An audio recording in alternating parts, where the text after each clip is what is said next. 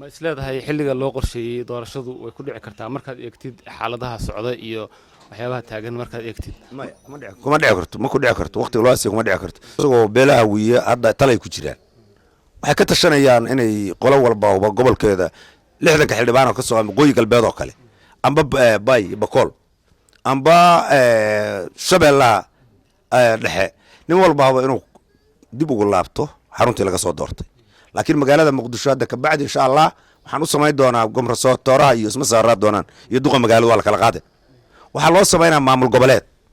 waxa maamul goboleedkaas wuxuu sida Puntland ama Galmudug ama Hirshabeelle ay xor u tahay maamul goboleedku cashuurta xor ugu noqon doona marka waxaan dhisaynaa maamul gobolka Banaadir oo aan dawladda Soomaaliya hoos yimaada laakiin ka madax banaan sida maamul goboleedka kala dhis doona taladiisna waa lagu jiraa waana u sheego kharashkii iyo wixii iyo dadka abaabulkeedina hadda waa socda insha Allah waxaana gaari doonaa xilli laga dulqaado magaalada Muqdisho dadka dhigyacabka oo ku raaxaysta dilkooda xarigooda lacagtooda hoteeladooda dadka seexda dhulkana ka dhacaya in laga xoroobo saasaan insha Allah aan matalaadii kuraasta gobolka Banaadir xagee ku dambeysay isleedahay yaa hor istaagay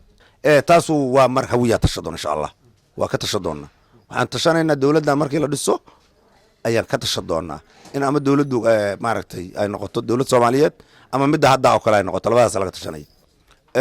waxaan u soo jeedinayaa in gacmaha la isqabsado in la walaaloobo ilaa iyo maaragtay dhulka ay degan yihiin ay shariicada islaamka ku maamulaan sababtoo ilmaheena maqan annaga dadkeena dhan waa maqay ilaa 3500 ayaa beesha anu boqorkan ka hawiye ka maqan qaarna la adeen qaarna ay maaragtay dhaawacyada meel u yaalin kuwa la haysto meelna aan lagu sheegin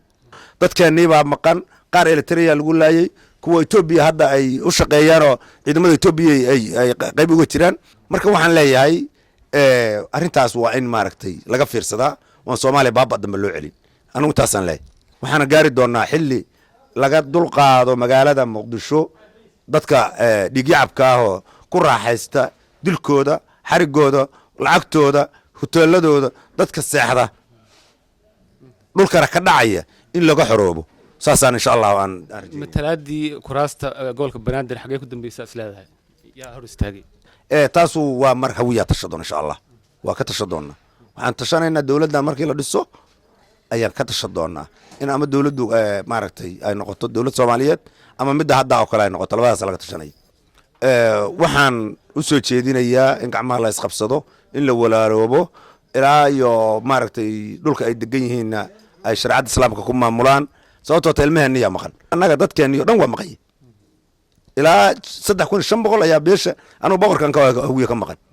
qaarna la adeen qaarna ay maaragtay dhaawacyada meel u yaalin kuwa la haysto meelna aan lagu sheegin dadkeena baa maqan qaar Eritrea lagu laayay kuwa Ethiopia hadda ay u shaqeeyaan oo ciidamada Ethiopia ay qayb uga jiraan marka waxaan leeyahay arintaas waa in maaragtay laga fiirsadaa oo Soomaaliya baabad dambe loo celin anigu taasan leeyahay